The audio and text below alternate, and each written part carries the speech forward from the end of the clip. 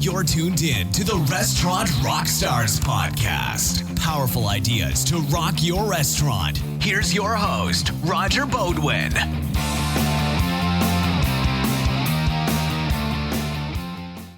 Hey guys, welcome back to the Restaurant Rockstars Podcast. So glad you're joining me.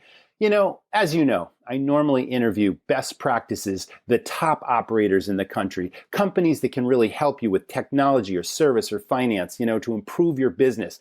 But interestingly, I'm speaking with a 20-year veteran chiropractor, Dr. Kelly Henry, who literally reinvented himself after this illustrious chiropractic career to become a business coaching consultant specializing in superior customer service. We're going to talk all about his philosophies that began with hiring for approach and attitude versus experience, and how he believed that he could train the rest, and that has always been my philosophy. And then we go on to things like never ever reprimand someone in public in front of their peers, to praise 4 times versus a one-time reprimand, but always pull people aside and maintain their self-esteem. We're going to talk all about some key nuggets of information about training philosophies and a template for training, and how you can put very basic concepts in place that will yield tremendous dividends in your business. But what really struck me was how a 5% increase in your customer retention through superior service can actually lead to up to a 90% increase in the profits of your business. More important now during the pandemic than ever. So stay tuned with us. We cover a lot of ground. Again, lots of key learnings here. This is a great episode. Welcome back, everyone. This is the Restaurant Rockstars Podcast, and these are, of course, engaging topics that help restaurants build their brands, rock their profits, and in this case, specifically, deliver amazing customer service experiences. With me today, Dr. Kelly Henry, who is a business coach and consultant, and a former 20-year chiropractor with multiple clinics that he started from scratch. So I'm really excited to have you on the show today. Thanks so much, Kelly, for joining me. Thank you, Roger. I really appreciate the opportunity. So this is a little unconventional because as you know, our audience is aware, most of our conversation is focused on interviewing, restaurant leaders or technology companies. And we really, aim to give back to the restaurant industry itself and give them practical advice and best practices on how to improve their business. And that's why this conversation with you today is so relevant. So what the audience doesn't know is you were a 20-year chiropractor, and you started your practice from scratch. So I'd really like to start there because I think that laid the foundations for our topic of conversation today. Is that true? That is correct. So let me give you the backstory. So I started my chiropractic career in New Mexico, and we moved to a community near where my wife is from. And actually, I was able to buy out a practice. So I didn't exactly start that one from scratch, but I did start 2 others from scratch. Okay. Anyways, we get to this community, and it's a smaller community, lots of businesses. These businesses, most of them had been established for years, and they just didn't necessarily feel like they needed to provide great customer service. And I just hated the way I was being treated in a lot of these businesses. Not all of them, but many of them, where I was an inconvenience. I, wasn't welcome. Was just hurry up and get what you need and get out. And like I said, I just hated that. And so I made a conscious decision that my practice was not going to be that way. We were going to treat our customers, our patients, superiorly. We were going to make them feel valued and special for doing business with us. And so that's what basically just backed me into, focusing on better customer service in my practices. Well, as we did that, we started noticing that, the patients liked it. And they commented on it a lot, and they told my staff about it, and they told me about it. Man, we love coming here, just the way we're treated and how you make us feel. And that's what ultimately started me on this focus is, hey, there's something to this. Let me start researching it. Let me start putting other pieces in play. How can we do this better? And just has evolved through the years and ultimately has caused me to be where I'm at now. So there are many people, I'm sure, that worked with you in your practice, especially with multiple clinics. So obviously you had to maintain this consistency of superior service across multiple clinics. But before you even had multiple clinics, let's talk about the staff in an individual clinic per se. And you must have had some sort of, besides the philosophies that are so ingrained in what we're talking about, you must have had some training, some onboarding of new staff. And that was your company culture, is it not? That's correct. And that all developed through the years of getting better at how the staff was to be trained. The first thing that I had to learn was you need to hire the right staff. Obviously, that's a big Correct. part Absolutely for true. any business. And my philosophy was, and my number one rule and what I coach now is hire attitude first. Hire attitude first, and then you can train the back end. And there's some gray areas to that, but if you can hire a bubbly, friendly, customer service oriented person, then you're already ahead of the game on having to train them. And sometimes that's not always the case, but if you can do that first, that's important.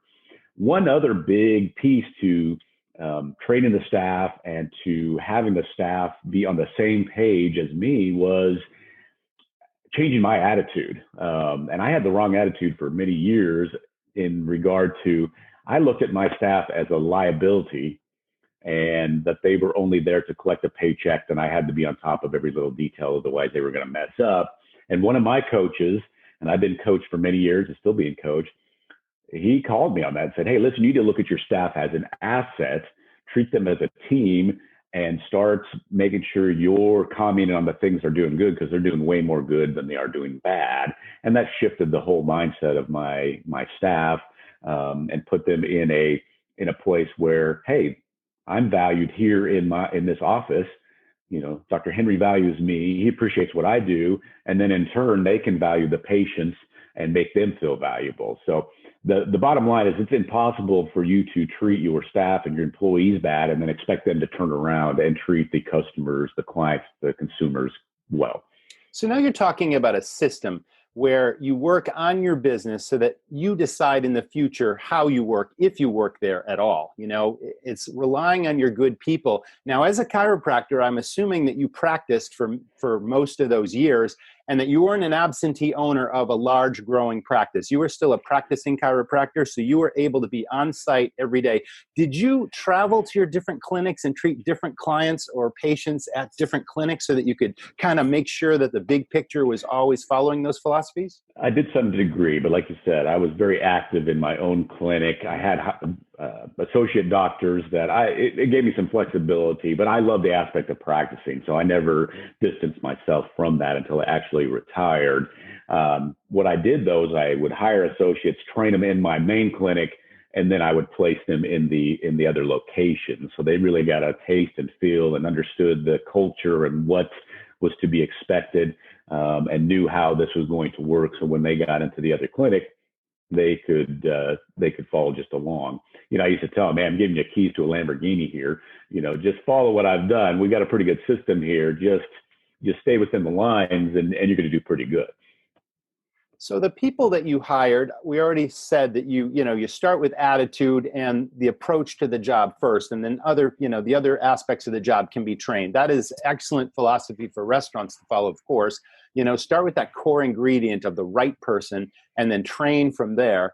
Was recognition and rewards part of that philosophy? Did you recognize people for outstanding performance? And did you have like employee of the week and special perks and benefits? Like, that's all important as well. Absolutely, and we did. So I very individualized, like to recognize different employees, and it wasn't always the same one, obviously, because that just harbors resentment. Correct. So spread the wealth, find the individual doing something great, or when they went above and beyond, and recognize them in front of their peers, or recognize the group as a whole just for a great week or a great month, and really we tried the employee of the month and the employee of the week and that type of thing, but just being conscious and finding those individual areas on a daily basis, they love that as much as anything. So we kind of suspended the employee of the month and the employee of the day situations. We incentivized too on a volume basis. So how many patients we were treating a day or a week. And what we found was that really kept the employees focused on retention, because that's what a business is about. You want to get a customer, you want to keep a customer, you want to keep a patient, and then you want to make a profit. And too many businesses focus on just getting a customer, but not retaining them. So I wanted them to have an active part in helping to retain the patients. And when we did that, they got a monetary incentive. And that helped them also not just say, hey, if we see 3 patients today, big deal, or if we see 100 patients today, I want them to focus on the higher volume, because the more patients we see, obviously, the more lives we can change and the healthier we could help our patients get. That's very interesting and somewhat coincidental, because I would say last week I was just driving in my car listening to the radio, and an ad came on for a chiropractic practice, which really struck me because I'm not seeing a chiropractor now. My wife is, but I listened to this ad because the whole bent behind the ad is, and this is not to slam the profession in any way, but they use this as somewhat of a hook to convince potential patients that this particular practice really cares about your wellness, and that they're not going to just string you along with multiple visits that you really don't need. They're going to focus in on the problem. They're going to find it. They're going to treat it as soon as possible. And then they're going to thank you very much. And hopefully you never have to come back again because we cured your problem. Whereas in the mindset of the consumer, it's like, they're going to milk this out. It's like, this is going to be 20 visits, and sure, my insurance pays a portion, but it's going to cost me blah, blah, blah. And I have no way of knowing as a consumer where the reality is, because I'm not an expert, and I rely on the professionalism of the delivery, of the practice. So I found that as an interesting marketing hook, and I'm sure that has a lot to do with your philosophy in service as well. Can you speak to that whole idea of what I just mentioned? Absolutely. And it's like you said, it's a philosophy, and every chiropractor has a different philosophy, so to speak. The key is the communication to the patients of what that philosophy is, and making sure they have a clear understanding of what they may or may not need from my services, from a chiropractor services.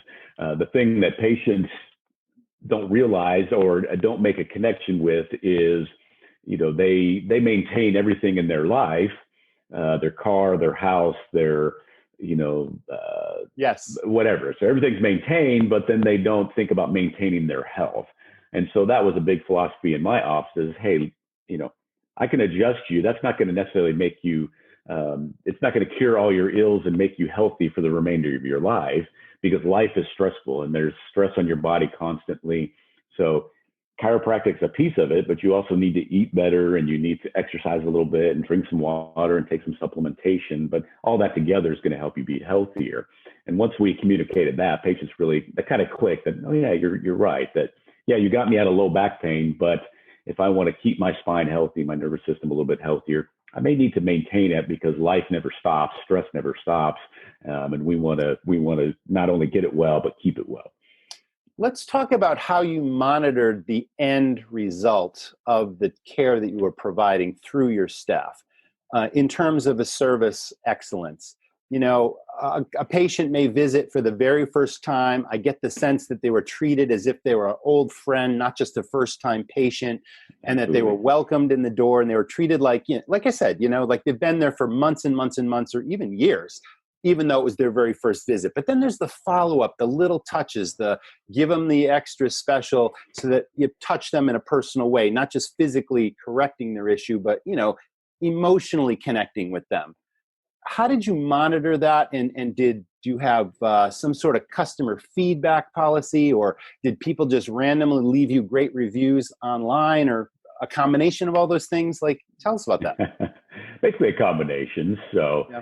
Our mission statement, and this is what I coach my clients now to adopt this mission statement, was to be the best part of the patient's day, or the customer's day, or the consumer's day. And to me, that encompasses all that is right about customer service, to be the best part of their day.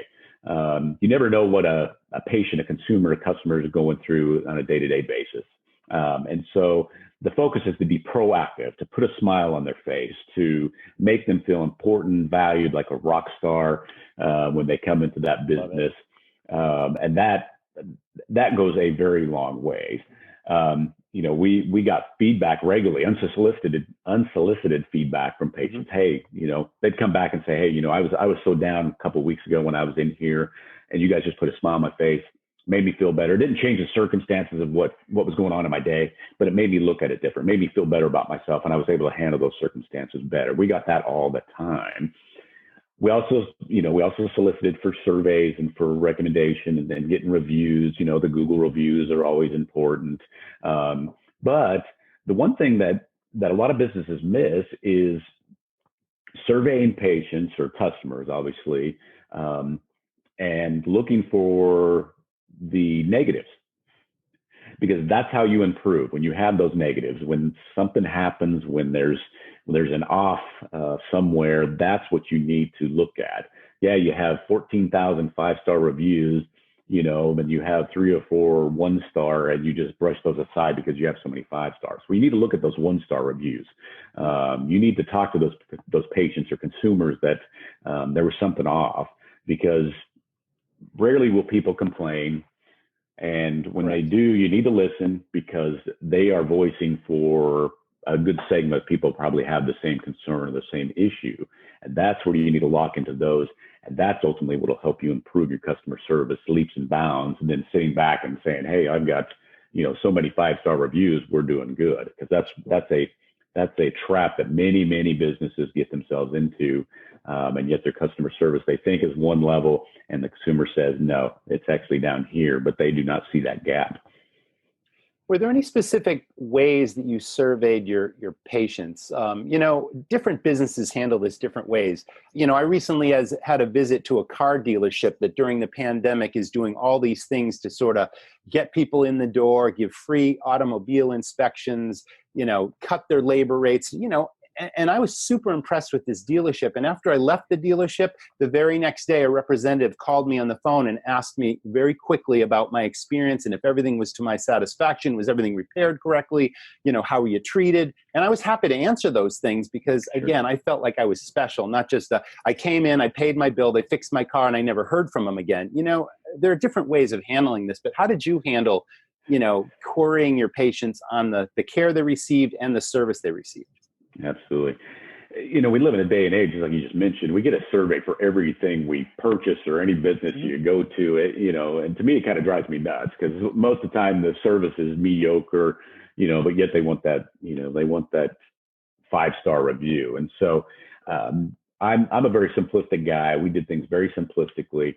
Basically, we just surveyed the patients, and it was a 2-question survey. But we always prefaced it as, hey, we are trying to do business better for you. We're trying to make this business better for you. And so we would like your input. On a scale of 1 to 10, where would you place our service for you? And anything less than an 8, then the second question is, hey, do you mind if we contact you and see where we failed, where we can improve? That's it. That's all we needed to know. If it was less than 8, hey, let's see where the problem is. Let's fix those holes. Let's fix those gaps. And maybe it was just a patient having a bad day, and simply just calling them, talking to them about it, empathizing with them, apologizing, whatever we need to do to make things right. That went a long ways as well. But just keeping it simple. Make sure first you say, hey, we want to make this business better for you. Would you please help us with a quick survey? 2 questions, take you 10 seconds, those 2 questions, and then move forward with it. So in the restaurant business, I'm quick to say, and my audience hears this all the time, but I believe this business, running restaurants, is one of 1,000 details. And so many owners and so many GMs have so many different fires that they're constantly trying to put out, that somehow, for whatever reason, training, as important as it is, kind of falls by the wayside and isn't made job one, priority one, training the staff, building the foundational team that we call the dream team. And in that training day to day, so many restaurants out there can use just a head start and a basic template and a framework. So if we could attempt to do that right now, I want to ask you, pretend I am a new employee that's going to work in one of your clinics. Maybe I'm a receptionist that greets people when they come through the door, gives them the paperwork to fill out, all that kind of stuff. Maybe I'm the office manager, whoever front of house interacts with a patient the very first time. I'm a new employee and you've just hired me now. What would I expect the training to be like? And what am I going to go through? And what am I going to learn? And how long will this take? And how often will it take place before I'm like, a rock star, like you say, and I'm ready to treat your patients with that utmost of care and service? Well, my philosophy is they were going to, that was the core concept, the very first thing they were going to do. I don't care how much on the back end of all the details that need to be taken care of for the job. the goal number one for any employee was they were going to treat each patient friendly, like a rock star, important. So they can mess everything else up, but they were going to have the right attitude, and they were going to have the philosophy of this patient is valued, and I'm going to make them feel valued every time I interact with them. So that was just no questions about it. That's what's going to happen, and then we're going to go from there.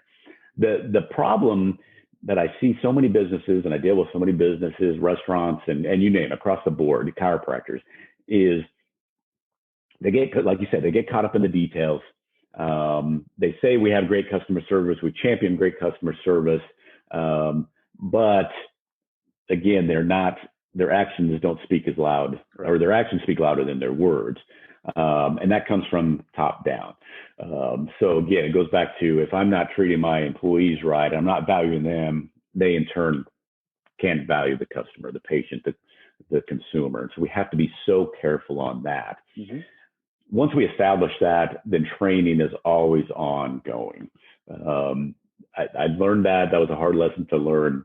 You just have to keep training. When you think an employee's got it and they're doing fabulous with it, if you slack off, if you ease up a little bit, things tend to get off track. So you have to be careful with that. And it's not to crack the whip. It's just hey, this is our philosophy. This is what we're doing. Let's stay focused on this every day, every patient, every interaction, and make sure this is priority number one.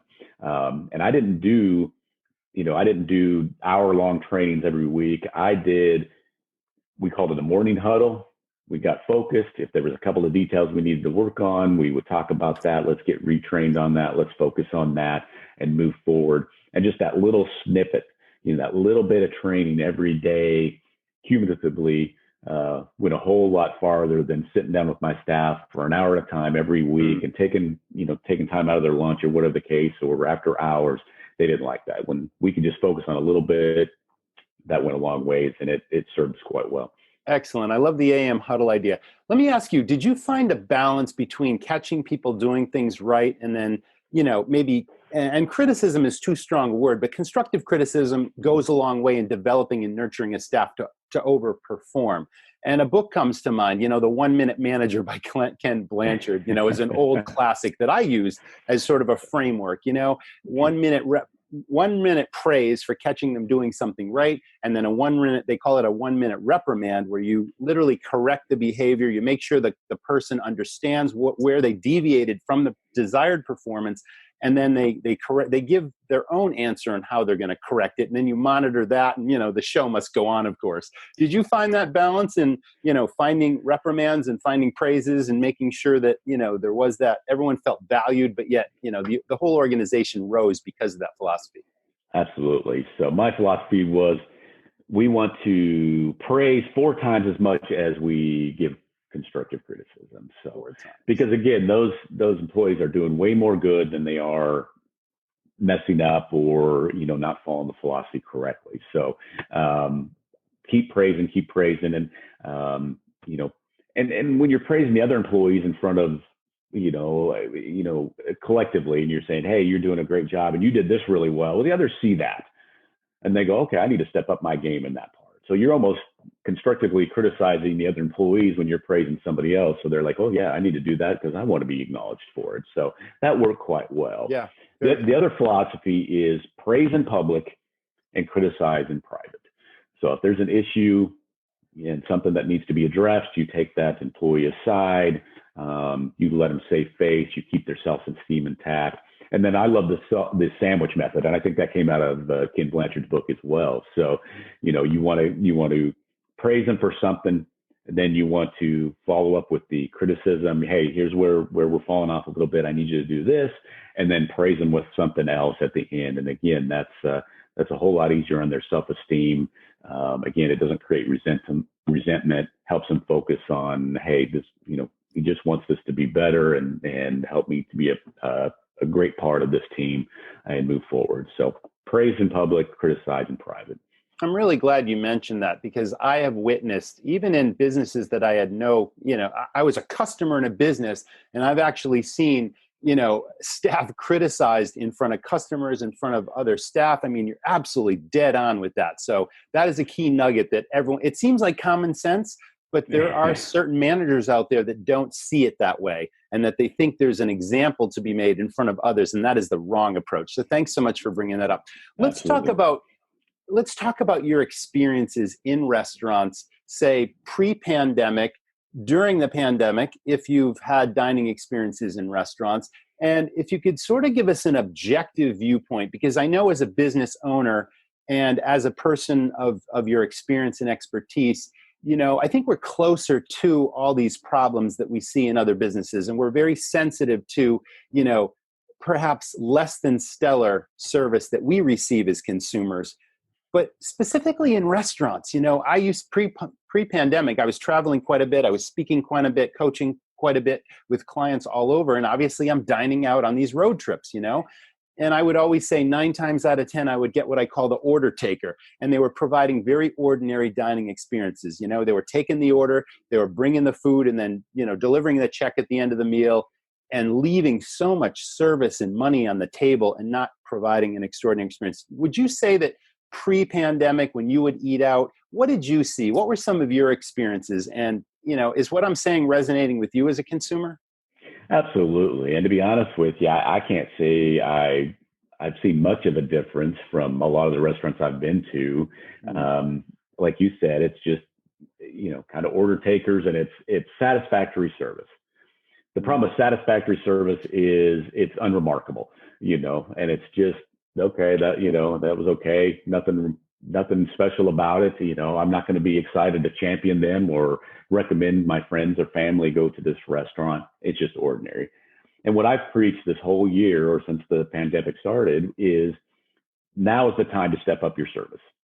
Now is the time. It's more important than ever, restaurant, chiropractor, whatever business you're in, to step it up, because as a consumer, we are more sensitive to good or bad service, and we're a little tighter with our wallets too. So we're not going to be as tolerant with the satisfactory or below average service as we would have pre-pandemic. So we have to be really careful with that.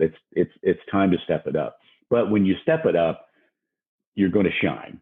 The statistic is 80% of businesses provide, at best, average to below average levels of customer service. So if you can just push yourself up into that above average to superior, you are going to shine like a lighthouse. And when that happens, major benefits. I mean, you get return customers, you can charge a premium, all the benefits of providing great service. So now is the time to step it up and make a difference in the customer service arena for any business. Totally agree with you there. So pre-pandemic, restaurants were, just business as usual, providing average service, lackluster service. I always saw it as a competitive advantage. And of course, I'm not slamming the industry or speaking to the industry in general, but in my experiences dining out, it happens more often than it should. And now the pandemic hits and all these restaurants are closing their doors and they limited hours, and everyone's struggling just to make it out of this pandemic to get down the road so that they can survive. And salesmanship is more important than ever. I've always believed that service and sales go together. They complement one another. And if you provide the superior level of service, it comes naturally that you can sell more product through superior product knowledge and the training approach with your staff and how you educate and inform and entertain your customers every day that naturally leads to, and that is so important right now. And again, there's so many restaurants out there that just don't find that connection. If they trained at all pre-pandemic, it was on service and maybe hospitality and what that means, but the salesmanship piece remains so important. And, I don't know how that fits into chiropractic, because you're performing a service, you're giving great service while you're performing a service, but it's not like you can make suggestions that raise the check average. It's a little different. That's true. Although, if you're selling supplements or, if you have ancillary products, like you said, you provide greater service, you have a connection, a bond with the patient, they're going to be more than likely to listen to that and to maybe go forward and buy those things. So like you said, salesmanship and service go hand in hand. To me, service is the key to everything because it enhances everything else a business will be able to do. So if you get the service correct, then the sales will be better, just all the other aspects, but it has to start with service. And so many businesses, chiropractic, restaurants, they're so sales minded. Okay. They're focused on sales, but they don't see where they really need to be service minded. And that's my goal. Let's shift that and get more service minded, and the sales will take care of themselves. Let's talk about your transition out of the practice. Did you sell your practice? Do you maintain control of those practices right now? Because now you're a business coach and consultant. You've written a book, which I want to talk about next. But how did you transition from, say, one career into the other? You reinvented yourself, and now you're a service guru. Well, that's a common question I get. So, I mentioned what started my customer service journey, and that's, I just saw the impact on my clinics, and as I got more involved with that, so I knew I wanted to stick in that arena. And then I mentioned earlier on, I've been coached for years. I've had business coaches, I've had personal coaches, speaking coaches, just all kinds of coaches. So I'm a firm believer in that. So I knew I wanted to coach because of obviously the impact that on my life in that regard as well. So 2018, I sold my practices. So I am part owner on an earn out. So I still have a little bit of control, and which is good because I can coach and function things. In fact, I was just at one of the clinics last week, and I still maintain my licenses. So I had fun adjusting a few patients and being in the practice monitoring things. Yeah, you probably missed that, right? After such a long, illustrious career, it's like you still want to get in the trenches and work with the key patients and not move away from it entirely. So you've struck a really nice balance there. Exactly. So that was probably been the most difficult thing, shifting and reinventing myself, was being in front of patients, day after day, and moving from room to room to sitting here in front of computer day after day. So that's been interesting. That's been a little bit of a challenge, but it's been good. But sold everything in 2018 and then have moved this way into the coaching consulting realm. I actually just worked with chiropractors when I initially started coaching in 2018 on customer service, but on a practice management side of things too, just teaching what I had developed through the years. But later last year, 2019, I just decided, what, customer service is needed. It's needed in so many businesses. It's so valuable. Like I said, I've lived it. I understand it. It was time to just niche down into teaching, coaching, consulting on customer service, and then broadening my scope of who I can work with. So I made that transition last year, and it's been great. Fantastic. So you're also an author, and you wrote a book called Define and Deliver Exceptional Customer Service. Can you tell us about the book? And do you have a copy of it you can put up and show us? I do, as a matter of fact. There we go. There it is. So I like that's really great. The frown face turned into the smile face. That tells it all. Exactly. So to me, that again awesome. Is part encompassing of what customer service should be, turning those frowny faces to smiling faces, and being proactive in customer service. But the book is very simplistic. And this is my philosophy in my coaching and consulting. So many businesses think customer service is hard, and it takes so much effort, and it takes so much time. And it's a great idea, but I just, the details of business are too overwhelming. We can't do this. And that is so untrue. It's not that hard. We just need to focus on some core concepts, some core philosophies, some core principles, and then some core actions that don't take much time, much effort to train and get going to make major results. My key statistic that I love to preach, and it's actually the title of my programs, the 5% bump programs, is, and this is from Harvard Business School. This is not from me. They found out if a business will create a 5% increase in retention. So if they'll retain 5% more of their customers, it can lead to 25 to 95% increase in profits. So that's what we're trying to do. We're trying to change the customer service to bump up that retention rate by a measly 5%, which it's always more than that, but a measly 5%, and then reap the benefits because of it. But it goes back to that philosophy of serving, changing the customer service, moving from sales mindset to service mindset, And that's what that book's all about. Could you repeat that? That struck me so powerfully about the retention piece and how that translated into increased business. Would you give us that statistic again? I need to write that down. Absolutely. So if you increase your retention rate by 5%, okay, it can lead to a 25 to 95% increase in profits. Unbelievable. That is amazing. The reason it does that is because as you retain more, obviously you get more referrals. So you're just building a business that way. Yes. And then as that becomes your marketing piece, as you're getting referrals and word of mouth, then you can shift that money from the marketing and keep it on your bottom line. So that's how it can make such a dramatic impact on the profits for a business. That is another excellent point. Throughout my entire restaurant career, I was not one who spent thousands of dollars on traditional marketing and advertising that I consider to be a shotgun approach. It was really about, building internal marketing through your team that then leads to amazing service, that then leads to incredible referrals and online reviews. And that is will always be the most powerful form of marketing, I believe. So I'm really glad you brought up that point as well. Absolutely. Excellent. So anyone interested in reaching out or learning more about Dr. Kelly can just go to drkellyhenry.com is your URL. Is that correct? That is correct. So okay. Is there anything else you want to share that I may have missed that we didn't cover? No, just that customer service is important. Although yes, there's one thing because I run into this all the time, and it's when I do presentations, I'll ask the audience, hey, does your business provide great customer service? And everybody, yes, waves their hand. Yes, we do. But the problem is most businesses have pieces of great customer service, but as a whole, they don't provide great customer service. And there's stats on this too, where a business says we provide superior customer service, but the customer doesn't say the same thing. They do not perceive that same thing. So be careful with having those blinders. Be careful of thinking that, my business does have superior customer service where you're not seeing the holes, the gaps, the issues.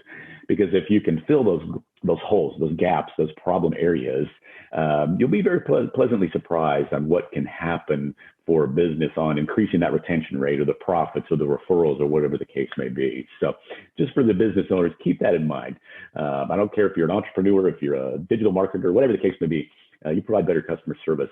And my goal and one of my sayings is I want to help businesses serve better to sell more. So if you serve better, again, you're going to be able to sell more regardless of what business you are in. That is a direct connection.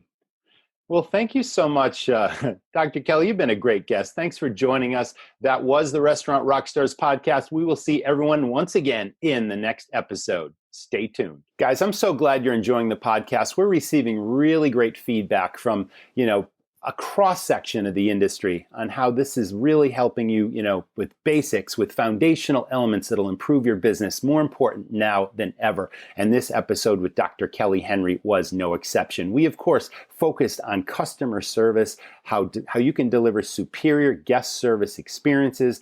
And if you're looking for a system, please check out, Dr. Kelly's book, and it's called Define and Deliver Exceptional Service.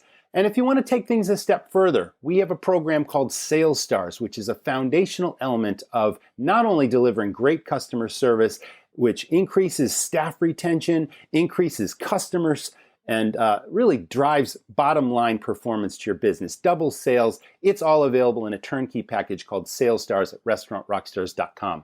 Once again, we really appreciate you listening. Please leave us a review on iTunes if you enjoy what you're hearing, and we will see you in the next episode. Thanks for listening.